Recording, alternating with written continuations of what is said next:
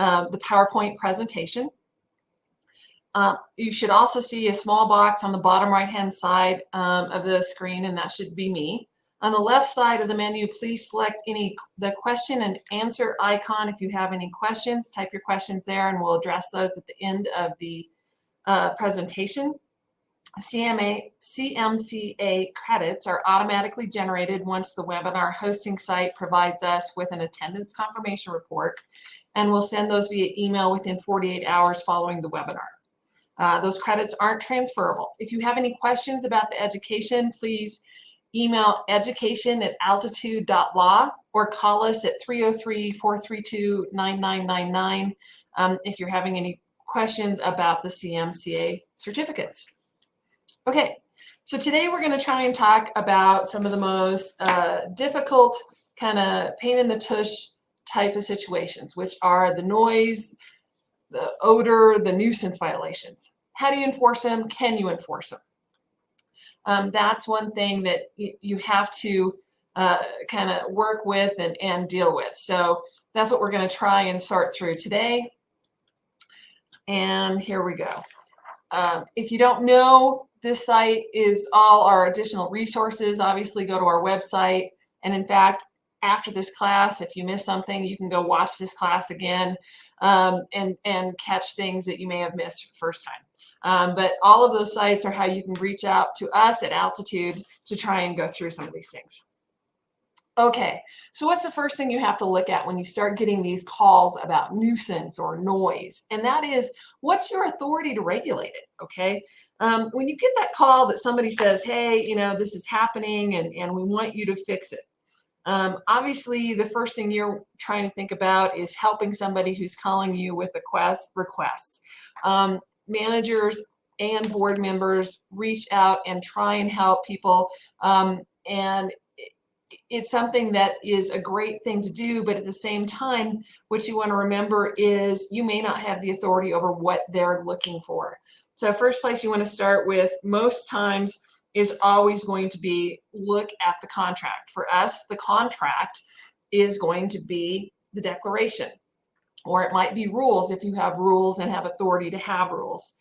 Sometimes you might be looking at the statutes, but for this issue, when we're talking noise and odors, most of the time you're going to find your authority, if you have it, in the declaration. Rules are great, but rules always have to go back to the purpose of the association. Sometimes board members find a problem, find a flaw, and they want to fix it by addressing a rule because they didn't find something in the declaration, right? They looked at the declaration and said, hey, is there something here that I can answer this, I can fix this? And they didn't find it. So they go to the manager and go, let's create a rule. Before you create that rule, you got to remember that a rule can only be created if it furthers the purpose of the association, right? Does the rule help you in one of these things? Does it help you maintain, preserve, enhance? Does it help you promote harmonious living? Does it help you preserve the common scheme? Does it help you preserve the harmonious design?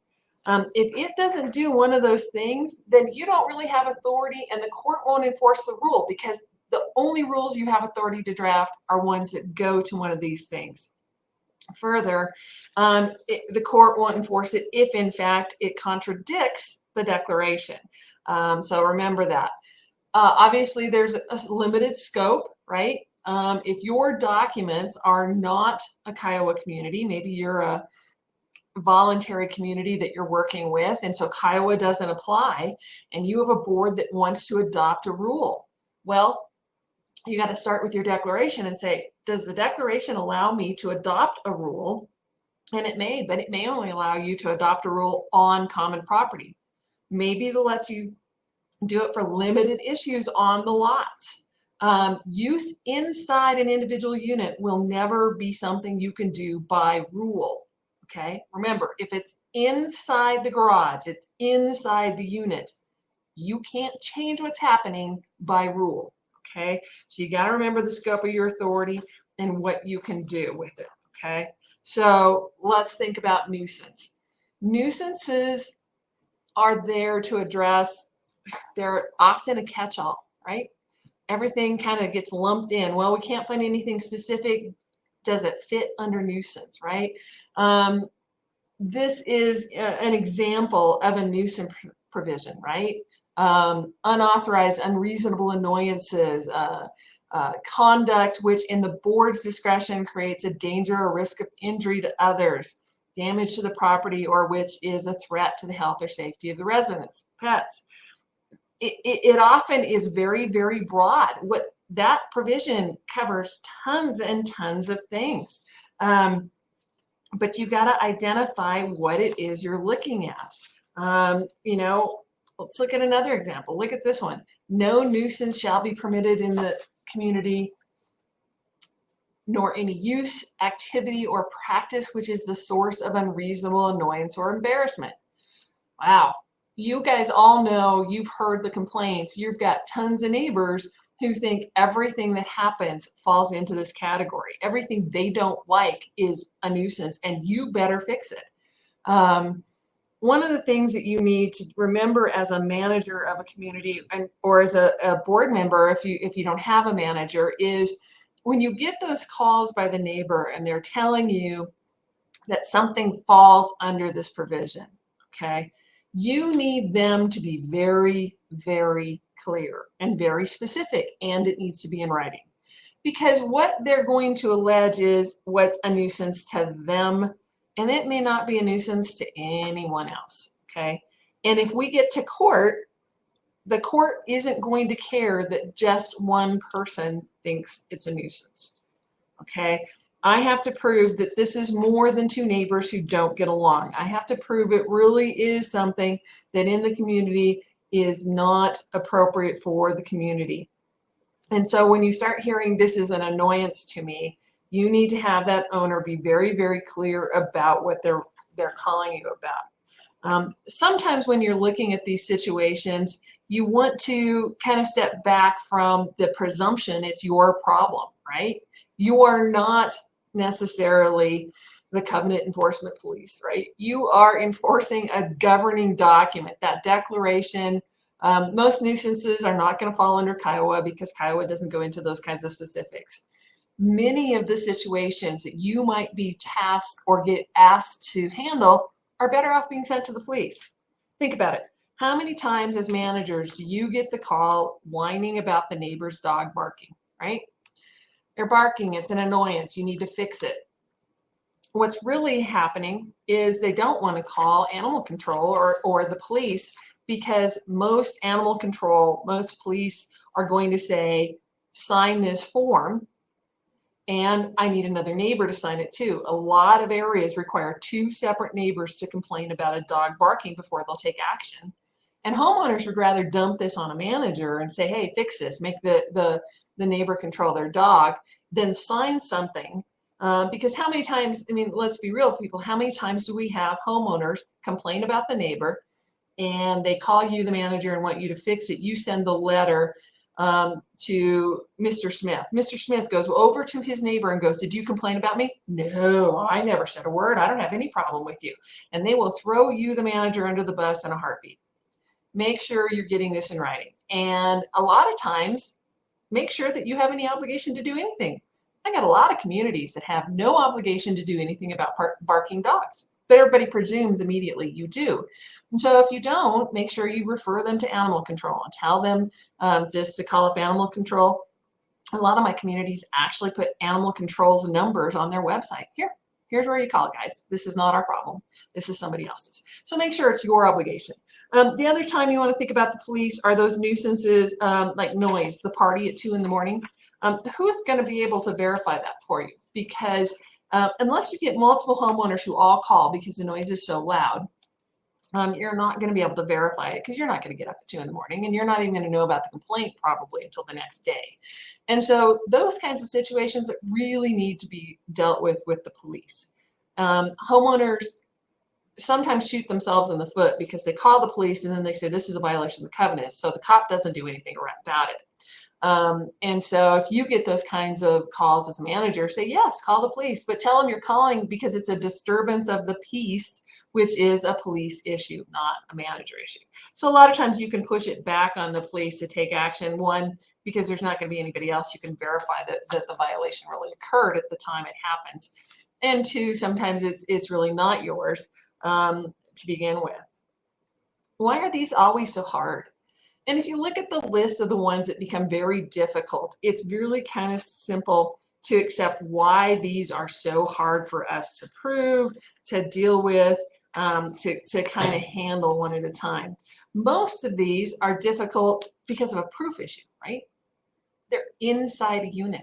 We don't know what's happening. We don't know, if we have cigarette smoke in the hallway, which unit did it come out of? How many times do we have in a high-rise hardwood floors going in and we never knew they were going in, and until they're completely in and the downstairs neighbor starts complaining about hearing them walk across the floor, we didn't know they were there. And sometimes if the installation happens and there's a delay because maybe it was installed before they moved in, so there's several months before anybody's walking on it, then they start walking on it and you start getting the complaints.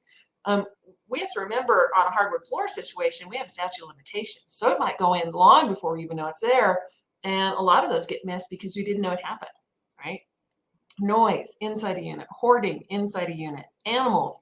Those sometimes are inside a unit complaints, sometimes they're outside a unit complaint. There's a business happening inside the unit. Unless there's an external component, a lot of times, again, we're going to have a hard time with proof. So these become very difficult because they're inside the unit. So let's look at them individually. Smoking, whether it's cigarettes or marijuana, for the most part, for an association, you have to dig in of, does your community prohibit it? If you don't prohibit smoking, then it really doesn't matter what it is that's being smoked, because there's no prohibition to what somebody does inside their unit. Now, if you start getting a lot of complaints with your neighbors, sometimes you can try to help them out and send neighbors a letter saying, hey, be considerate to your neighbors. Could you get a smokeless ashtray? Can you try and help deal with this? Those kinds of things. And that works regardless of whether it's a cigarette or marijuana. But it's one of those things that's very difficult in multifamily units. We have a lot of single family homes that we have those complaints in as well. I mean, it's not restricted to single family homes. We have neighboring homes that are standalone homes where somebody's on the back patio smoking and the smoke's wafting over to the neighbor, and the neighbor's complaining to you, the manager, that you have to fix things. And you need to remember that there's a lot of times that the answer is no, I don't. That's not a covenant violation. There's nothing I can help you with in that regard. Well, it's a nuisance to me. Okay, one-on-one nuisance is going to lose in court. I will tell you that every time. You're not going to get a judge to care that one person is upset about what's happening next door. It's just not going to happen.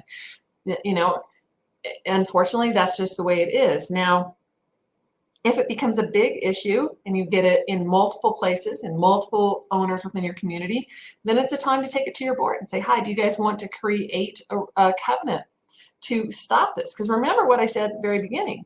If it's inside the unit, you can't do a rule to stop it. You have to do a covenant amendment to stop it. So, if this becomes a big issue, you want to go to your board and say, hi, this is really becoming a problem. We need to think about doing an amendment to prohibit this throughout the building. That's not going to make it any easier on your job if you do get that passed, because you're still going to have to try and pinpoint which unit the smoke's coming from. Okay, it's still going to be difficult. If you're in a multifamily community, you want to be very careful before you start making any kind of promises about this kind of thing. Why? Most of the time, when you are talking smoke, that smoke is passing from one unit to another. And unfortunately, smoke passes through the walls and through the cracks. And it's, one of those things that you never know where it came from and how it passed. I one time had an expert in the field explain to me, if you want to know the size of a kind of think about the smoke particle. A smoke particle is a pinhead compared to a pore in the wall, which would be the quarter. Does that tell you how easily the smoke can penetrate through your walls and through any crack? And how many cracks do you have? You have every crack that is at a window, at a door, at the base of a wall. Any penetration, whether it's a light fixture, whether it's a switch, whether it's a pipe, it's a ventilation system. When you start looking into this and you want to try and help your neighbors and you want to stop the passage of smoke from one unit to another, you need to understand that if you're in a high rise you could be talking hundreds and hundreds of thousands of dollars to modify a ventilation system, and there's still no guarantee that the smoke won't still go between one unit and another through all the penetrations in the walls. Okay, so be aware that, you know, when you start investigating this and talk to your HVAC people about, you know, how, you know, wind and air pressure moves through the building, how turning on an exhaust fan in one unit might pull it from another unit as opposed to pushing it away. Do you open the window? Do you close the window? What's the best avenue?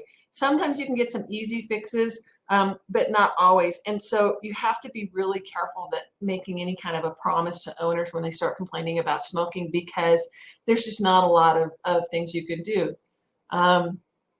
There's been a lot of cases in the courts trying to, you know, attack smokers because, again, as that first slide said, it is a health concern to a lot of people. If it's marijuana smoke, we often have complaints of, I can't be smelling the marijuana smoke because if it gets in my system, I'm going to fail, you know, my, you know, tests at work, and and then I'm going to lose my job. And so there becomes all kinds of claims and attacks, and they're very, very difficult. Most of the lawsuits against the smokers have been in landlord-tenant kind of situations. There's been a few against condo associations, but the majority of the ones against the HOAs have all failed. Okay, there's been a couple outliers. One of them was in California, of course, where you had the HOA held responsible to stop smoke on an outdoor patio that was traveling over to the neighbor. That's kind of an outlier. For the most part, the courts have said, look, it's inside their unit. It's not a violation of the covenants, and we're not going to handle it. So it becomes very difficult for you now to make that claim it's a nuisance. So it's going to have to be very, very annoying to everyone on a floor. You're going to have to get lots and lots of complaints before you can do anything. And even then, it's going to be a very, very rough road to try and prove that if you want to go to court on something like that. Okay, how about hardwood flooring? One thing you need to remember, and you need to look in your documents on, not every document prohibits hardwood flooring. Okay, there are a lot of documents out there that are not specific about whether or not it's a violation of the covenants. A lot of covenants only require approval in multifamily units for things that are a structural change. Hardwood flooring is not structural. Hardwood flooring, for the most part, floats. Okay, so it is not going to be something that you necessarily are going to have a covenant to help you with. Obviously, you know, hardwood flooring right now is an aesthetic thing, and you get a lot of claims that when you refuse hardwood floors, that it's a necessity now for allergies, right? But you need to remember that any approval of something, even if you're going to approve it as a disability-related request, I have such severe allergies that I must have hardwood flooring so that I can reduce the dust that affects my allergies. You need to remember that that is going to be a balancing act, right? It's a balance of the interest below the person and then the person with the allergy. And there are ways to install hardwood flooring that have a much more limited impact on the downstairs unit. So when you get that request of homeowner who says, you can't deny hardwood flooring because I have a disability, so you have to accommodate my disability, you have to allow me to put this hardwood flooring in. When you get that request, make sure that you allow it, but you allow it with sound deadening requirements, okay? You can work with contractors and they can help you figure out the sound deadening requirements change depending on, and I'll kind of switch slides and then I'll come back. It depends on the underlayment, right? There's a lot of different underlayments that you can put under hardwood floors, under tiles. There's dampening compounds, which can go right on a subfloor. Kind of depends what your subfloor is, right? Is your subfloor wood? Is it your subfloor cement? What is it? Is there an air gap between the units? Is there not an air gap? There are all kinds of issues with this to create a quiet floor. Okay, so if you get a homeowner who says, I must have it because of my allergy, and you want to give it to them, do so, but make sure they do so with proper soundproofing, so you're not going to then get complaints from the downstairs neighbor. So let me go back to some of the other issues we see with hardwood floors. Again, as I started off with, they're often installed. They go in really fast. When they go in, like I said, if you don't have someone above and below, maybe the person who's installing them doesn't move in right away afterwards, or maybe downstairs is vacant for a while. You may not know when that 1 year statute of limitations starts. And if you miss it, you've missed it, you're done, okay? So you have to be very careful when they go in to take action quickly. And you need to remember that oftentimes we find these when they go up for sale and they put the pictures on the internet and show that in fact they've been there for a long time.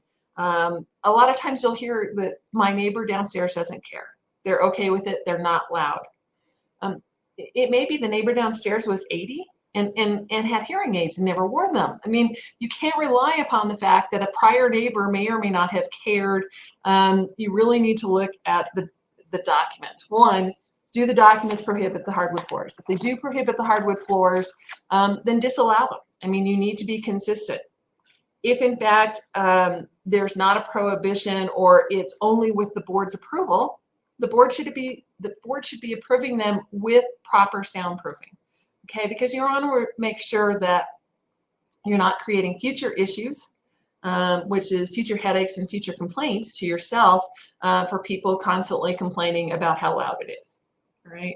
So just as in hardwood floors, any kind of noise issues becomes one of those things that we hear, and they fall under the nuisance complaints, right? You want to make sure that homeowners have that right to quiet enjoyment of their home. And you need to make sure that you as a board try to the best of your ability, enforce any restrictions. A lot of communities have quiet hours. Anything after 10 p.m. is pretty much prohibited. Trying to make sure everybody has a right to quiet enjoyment of their home. When you're looking at noise, one of the things you want to think about is who all can hear the noise, right? Who all is complaining? Who's seeing this? Who's not seeing this? Who's hearing it? Who's not hearing it? Is it a party? Is it something that is a one-time event? On those one-time events, you're going to have to rely upon your covenant enforcement documents to help you get through these, right? You have to see that, in fact, you have an ability to send a violation letter for something that's not ongoing. And now that we have the new statute that's going to kick in a month, you're going to have very little ability to do anything about noise, right? This is something you're going to have to push off to the police for the most part now, because the way the new statute works, owners get 30 days to fix it. Well, it was a party one night, and so clearly it's done in 30 days, so you're never going to be able to fine anybody under the new statute for a noisy party. And so for this kind of situation, you're really going to have to push these kinds of things to the police. Going to have to be calls, and you're going to have very, very little ability to take any action on a noise complaint moving forward. And all of these issues are extremely difficult because they're all subjective as well, right? How many times have you, the manager, been pulled in between two different neighbors who are complaining about each other and using the covenants to try and make you yell at their neighbor because they don't like their neighbor, so they want you involved, and they're pushing this on you. That kind of situation is difficult, and it's one of those things that try and stay out of the middle as much as you can. On the noise, again, there used to be, how loud is it? Is it the fact that maybe your next door neighbor was somebody like my dad? I'm sorry, he's 92. He can't hear. He doesn't wear his hearing aid.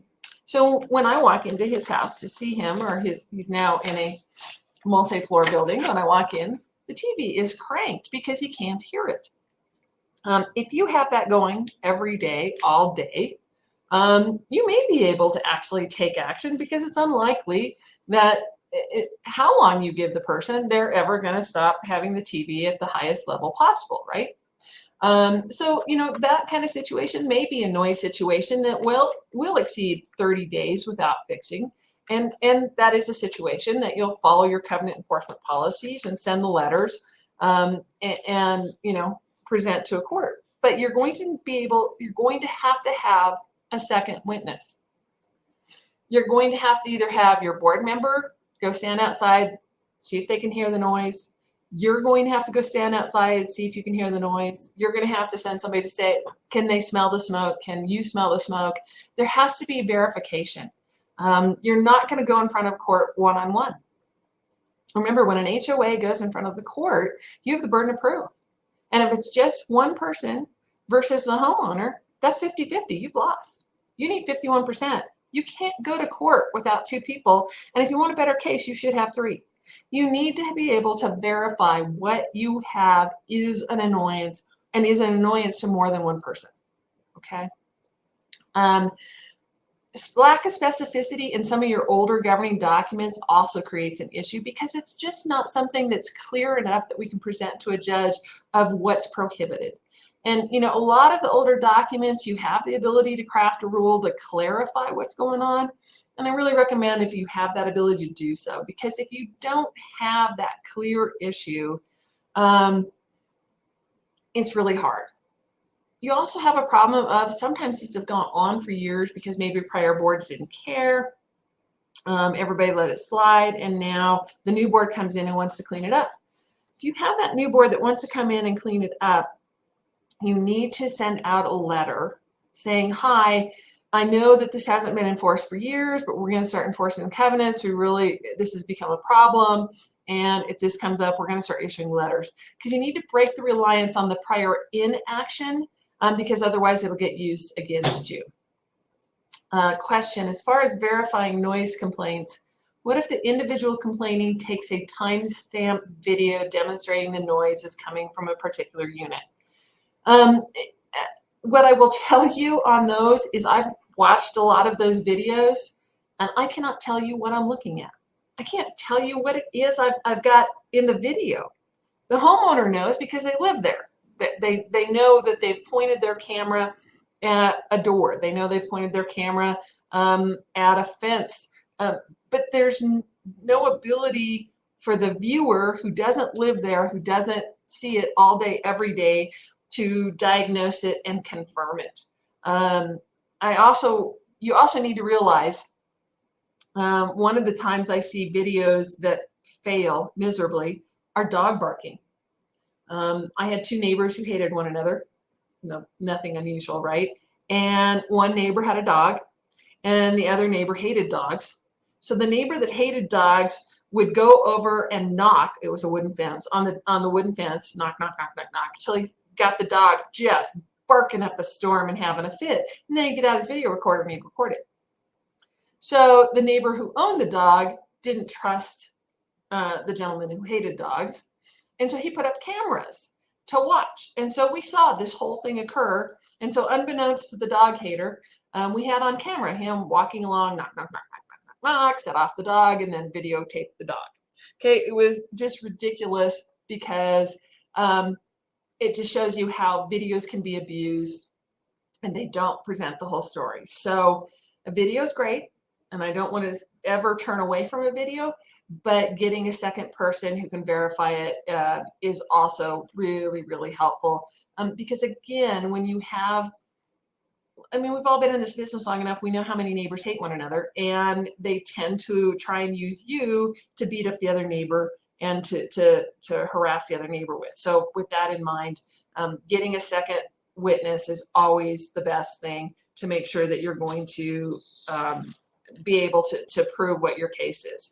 Photos are great, videos are great. And, one of the other things you can do on sound, like if you have the neighbor who plays his TV too loud every night, all night, there's an app you can get on your phone, and it's a decibel reader. And so it'll tell you just how loud that TV was and how loud it is in the neighboring unit. So that's something you can also use. So be aware, those are things that you can use. But again, I want the second witness, even with that decibel reading, even with the video, because I need to verify that somebody else can hear it, and that, you know, the guy with the decibel reader didn't turn his own stereo up to 20 and then record it, right?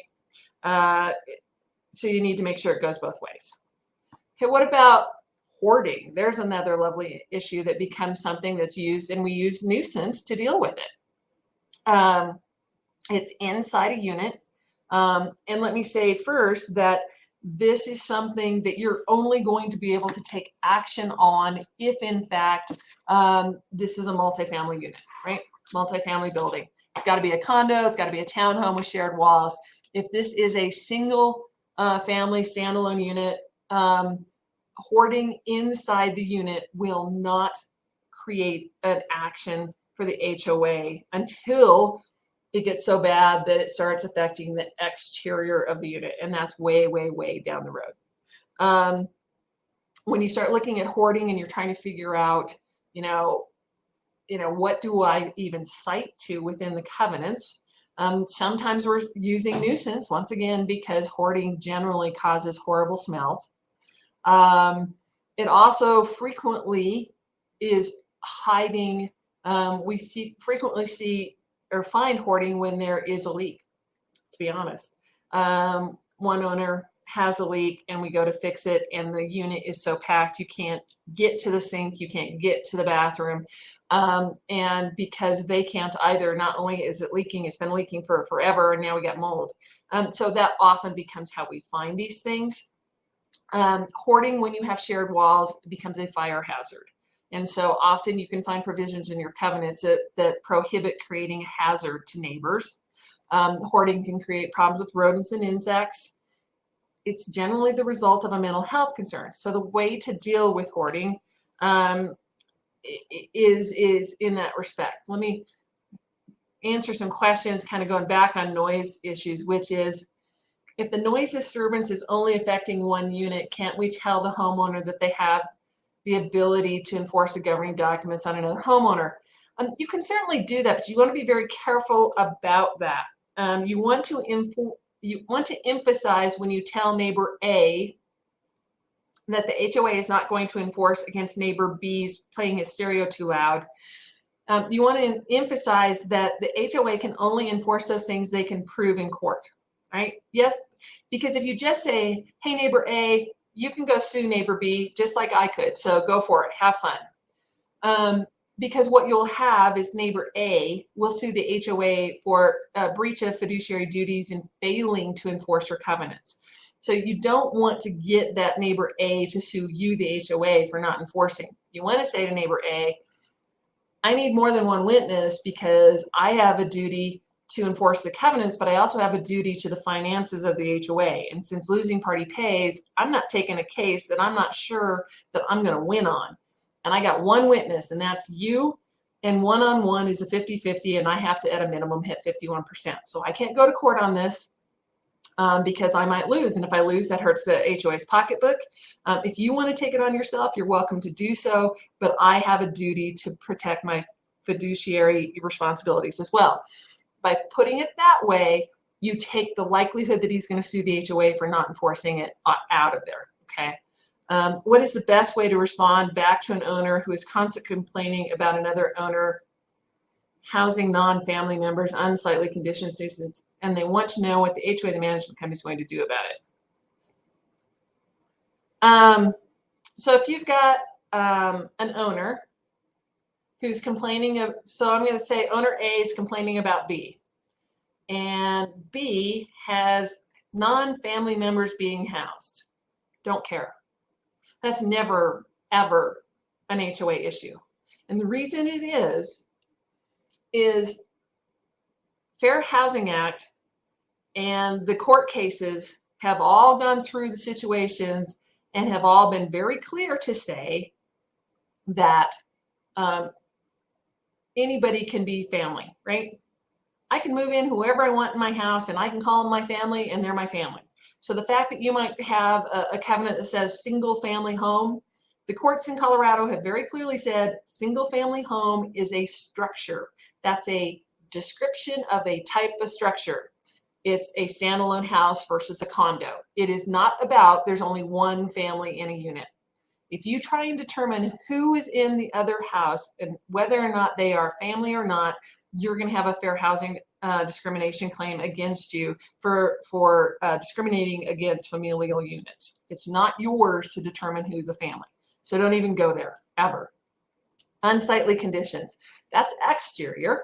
It's a nuisance. Don't disagree with that. And the unsightly conditions need to be dealt with just like anything else. How many people are complaining? Do you only have one neighbor complaining? If you got multiple people complaining, is the unsightly condition vastly different from other properties? Meaning, if you drove over and took photos, are they going to stand out as being a nuisance in the community? If so, start sending fines. So that's what you, the HOA, can do about it. Is there a confidentiality statute? No.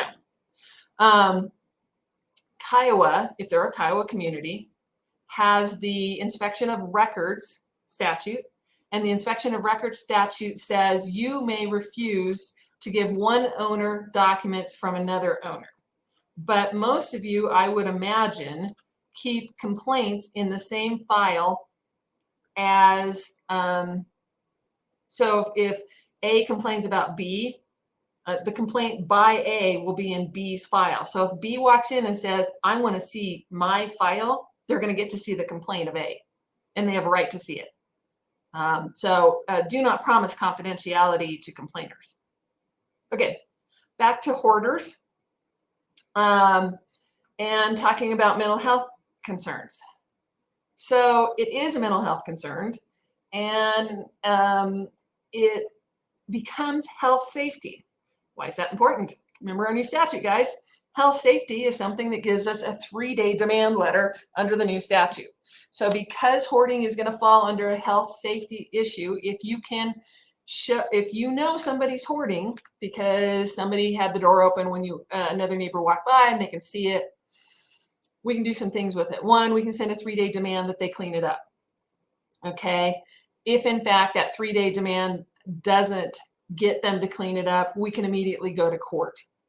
And if in fact you have severe hoarding, you may need to go to court because you may have mold growing, you may have water leaks, you may have fire hazards. The other thing you can do on hoarding in a multifamily unit is call the fire marshal.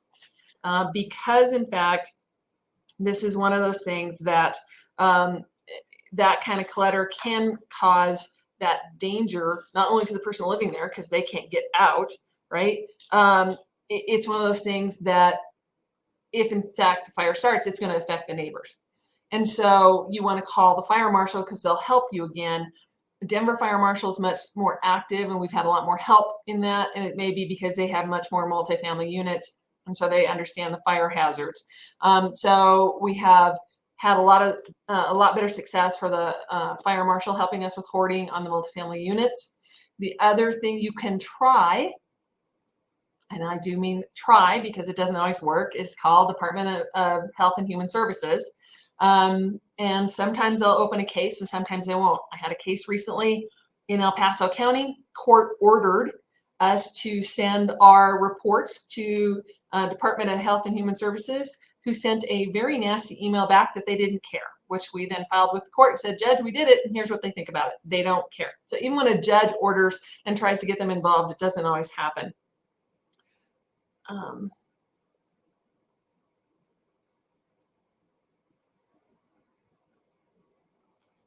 Hoarding issues. If the plat lists patio homes as townhomes, why can't a hoarder be dealt with like an actual townhome because the whole HOA will pay for it?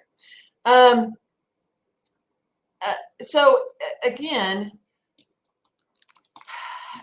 courts don't care to go inside a unit. They won't.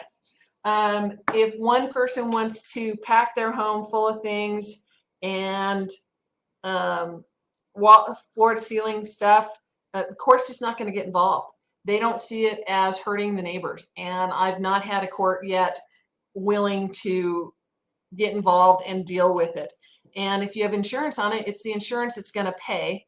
And if you're very concerned that there's a hoarder and that's going to affect your other homeowners, I would make sure you had a deductible policy that makes sure you assign the deductible to the person who's responsible, hence the hoarder. And so then the only person who's going to pay is the insurance company and the hoarder. The court's just not going to deal with it. Most fire marshals have to be allowed access. Okay, that is the key. What we have seen is if I have one neighbor who can get the hoarder to open the door, and if the fire marshal can see inside and see the hoarding, that's enough. But again, some fire marshals just won't do it. They just won't, access. They won't go through it. One of the things, if you do have the hoarder, you do have somebody who's causing these kinds of issues. I have located kind of it's a chart, and it kind of talks about what is safe. Because one of the things I had is one of my judges said, well, how do I know it's just not clutter and you guys are just being finicky?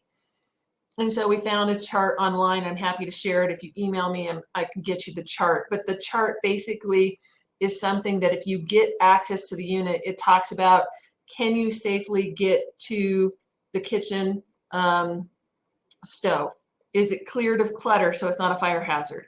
Can you access the front door? Can you get to the windows? Is there a path in and out of the unit? And it gives you a nice little chart that you can kind of say, it gets an A on, this, or it gets an F on this. And so you can create a very clear chart, and it talks about the path needs to be so many feet wide, how close to the window, how close to the stove. And so then when the judge says, well, how do I know it's not just cluttered, it's really hoarding, you can present this chart and show, look, judge, here's the chart. This is from a national expert on hoarding. This explains, what the key issues are, how to evaluate it, how good, bad, or indifferent it is. And then also if you include photos, those are the key things. And it also gives you a key ability for the judge to say, great, I need you to bring this chart in so that they get B's on everything in this chart, and then I'll know it's cleaned up. And so that you're not also requiring every homeowner to live in a Spartan house. You're just requiring them to make it so it's safe to them and safe to the neighbors. So you want to be really careful. The other thing you can look to sometimes, Colorado Springs has some codes, actually, code enforcement issues on hoarding. And so we've been able to utilize code enforcement to help us out in the Springs sometimes to help with this. But you want to make sure that we draw the line for our board members at enforcing the covenants, right? One of the things that I've seen is, because it's mental health, my board members then start trying to push past and become caretakers. Well, we need to have regular check-ins once this is cleaned up. We need to have, they need to let us do all these different things to make sure of what's going on.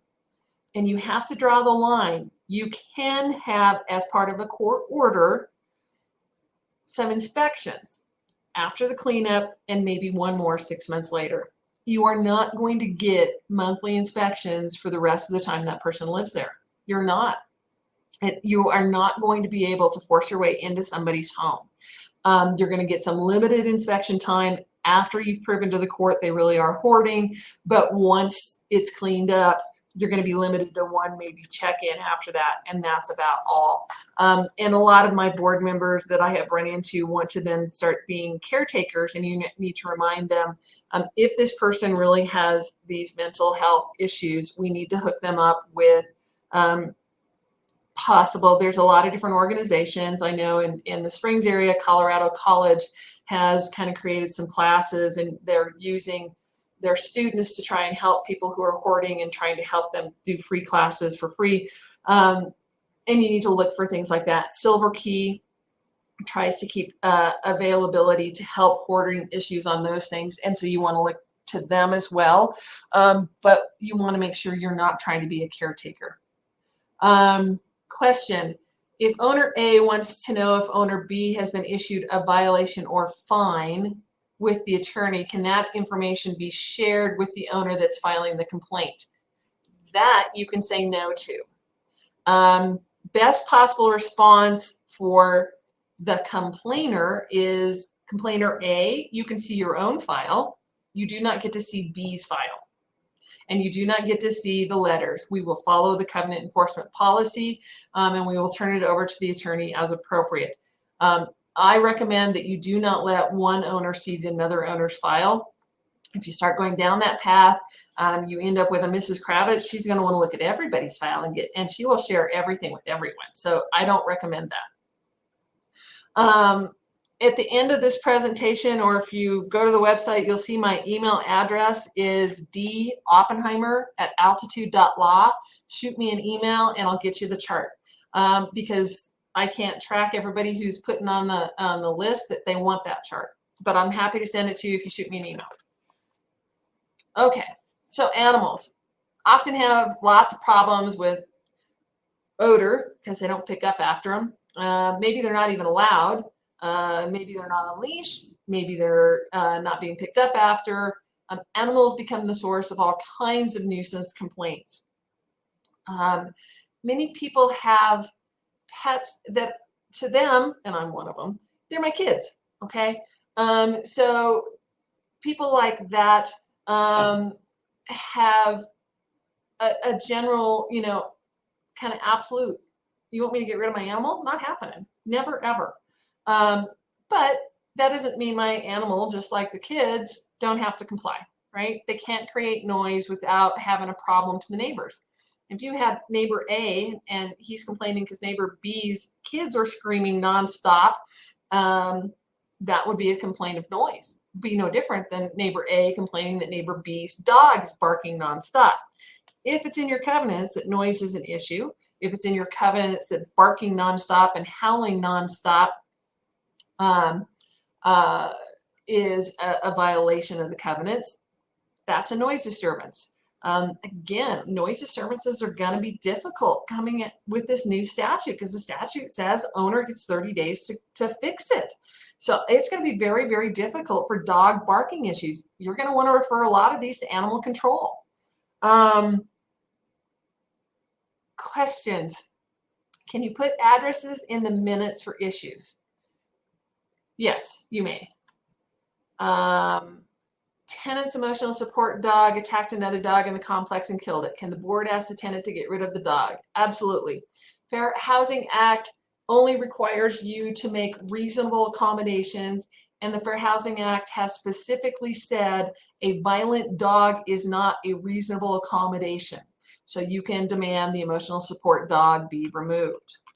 What do we do when someone who isn't supposed to have a pet says they're an emotional support animal?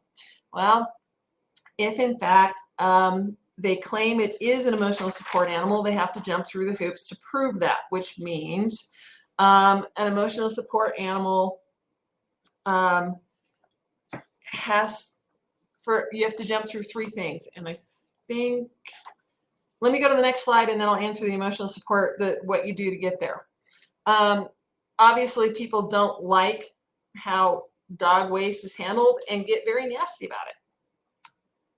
All right, can you prohibit animals in your community? Generally, only by amending the declaration. Can you limit them by rules? Yes, if your document says you can have a limited number of animals, then the rules can state what the limited number is. Can you place restrictions on where they can go? Yes, unless it's an accommodation. Can you require leash? Yes. Can you require waste pickup? Yes. Can you do both of those by rule? Yes. Can you limit where they poop and pee? And I say you can try because I got a dog, and when my dog says he's got to go, he's going to go. And it doesn't matter if I always want to take him in the same spot. When he's going to go, he's going to go. So yes, you can try and designate it, but you're probably not going to have the perfect success because some dogs don't hold it really well. How do you deal with FHA animals? Okay, so I don't have a slide on this, but I'll tell you, you can ask the owner to provide you reasonable documentation.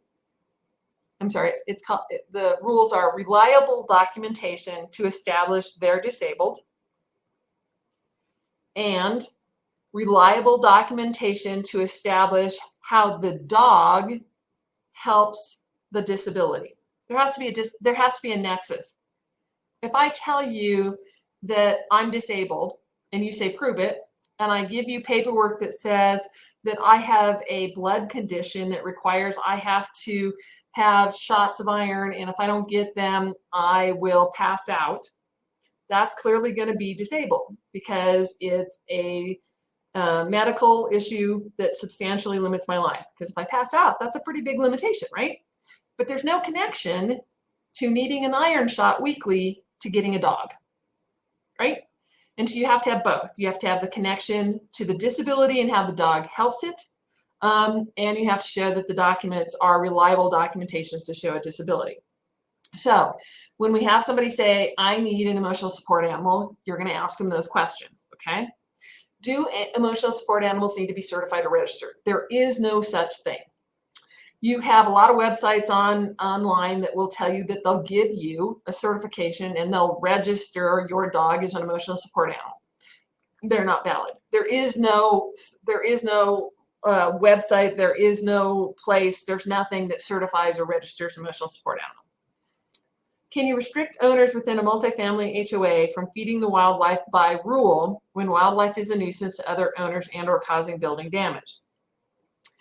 So my guess is on most multifamily units, the exterior place where they would be feeding is either going to be a limited common element or common element, and you absolutely can draft all kinds of rules about how limited common elements and general common elements are used.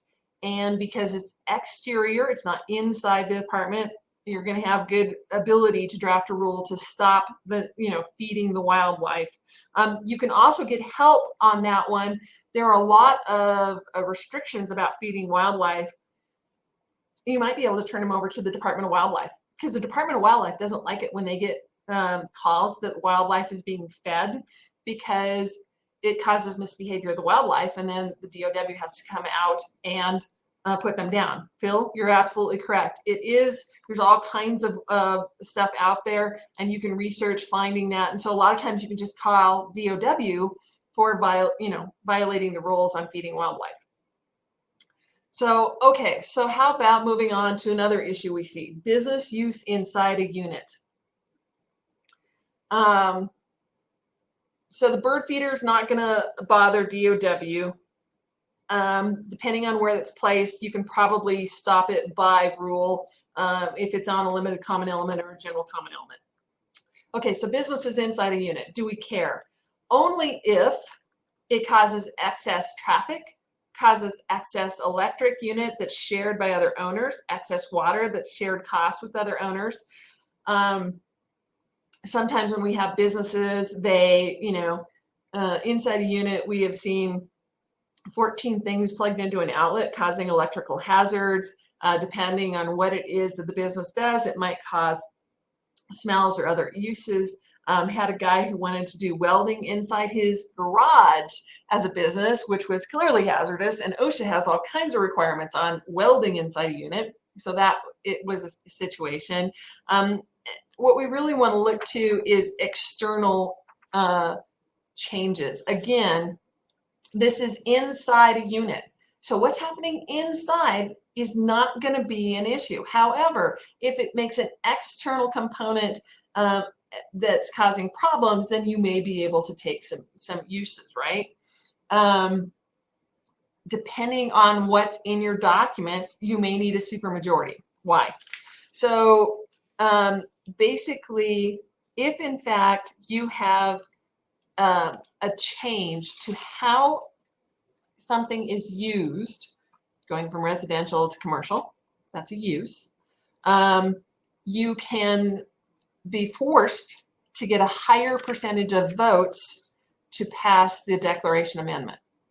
Okay, so you want to double check before you just assume it's automatic 67% to pass this. Okay, double check with your attorney. Does your document, does your declaration call out if you're going to make a change of use? You need to get the first mortgagee approval. You have to use a higher supermajority. Double check what it takes to make that. So If you're going to change how you can use inside the business, you definitely want to double check it and work with your attorney on how to get that done. Okay. What about rentals? Remember, HOA for the most part shouldn't care who's sleeping in the bed, who's, is it the owner, is it a tenant? Really doesn't matter, right? It does make an effect on FHA financing, so that is a reason to start worrying if you start getting over 50%. It does have an effect on the community. There's no doubt about it. If you got all tenants, you are going to have a lot more problems than if you have just a few tenants. There is less concern for the property. Not always. It's really difficult. A regular rental, not a short-term rental, but a regular rental, it's really hard to tell who's a landlord and who's a renter sometimes. It really is. You have to understand, in the United States, about a third of all of the houses are rentals, and therefore there's a lot of renters out there, and they're good renters. So you can't just presume. But rentals can be an issue, and short-term, obvious, because it's a lot more in and out, a lot more people, a lot of time they're used to help with the parties. You cannot stop short-term rentals except by a declaration amendment. A provision in your document that says no businesses are allowed will not stop a short-term rental, because in Colorado, the courts have said it is not a business to do a short-term rental. It's still just a residence. And so if you want to stop short-term rentals, you're going to have to do an amendment. The amendment must say that, you're prohibiting rentals less than 30 days. This is the court case that came down and said it is not a business in Colorado. You need to state if the owner can rent less than an entire home, because that's the only way you're going to stop room rentals. As I said earlier when we were talking about who's coming and going and who's staying in a house, single family in Colorado means the structure type. Okay. Local governments are starting to license the short-term rentals, and so that might be a quick help for you guys. A lot of the cities are now doing that, and so you can turn it over to the cities and try and deal with it that way. And last on my list, so right before I run out of time, is garage use. Remember, garage use is considered inside that unit, and you can't, by rule, change how that interior of the garage is used. You want to change and deal with garages and what's inside a garage, it has to be done by a declaration amendment. If you have any other kind of thoughts about, parking in the street, again, can't deal with that due to our legislature. Parking in the driveway, that's probably allowed unless it's specifically prohibited in your declaration. Okay, so you have odor question. The board wants you to send a violation odor to an owner because one neighbor says he can smell cooking odors and it's giving him a headache. And then he stated it was an air freshener smell.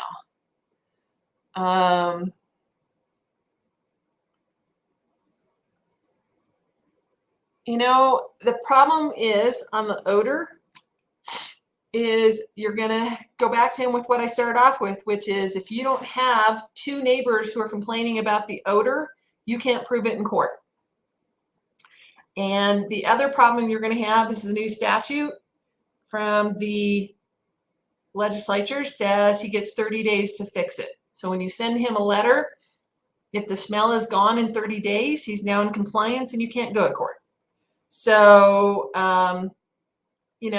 odors are really difficult, but they come under smells, and you need two witnesses to complain about it. If you don't have two witnesses complaining about it, you're not going to win in court. What if the HOA pays for electric and they have items using the electric like a deep freezer in the garage? Again, that's not a violation. Again, they own it. If your HOA does, I can't imagine any way for your HOA to say, none of you are allowed to have an extra fridge in your garage or a deep freezer in your garage. You're not going to find any court that's going to support that. Joe, I agree. Air fresheners give me a headache too. What if it's unsafe in the garage use? Absolutely. That was how we got rid of the welder. We actually turned him into OSHA. Again, using your local code enforcement, law enforcement is your best bet on any of those. Can they enforce a policy they wrote that says no cooking odor? No. You're never going to, I mean, a cooking odor is not going to last more than 30 days, and the new statute says you have to give somebody 30 days to fix a violation. So, I mean, with the new statute, there's a lot of things that we're going to say, yeah, I can't do it because it doesn't last for 30 days. Thanks, everybody. We're out of time. Again, email me direct, and I'll shoot you a copy of that hoarding chart in case you have it. Thank you.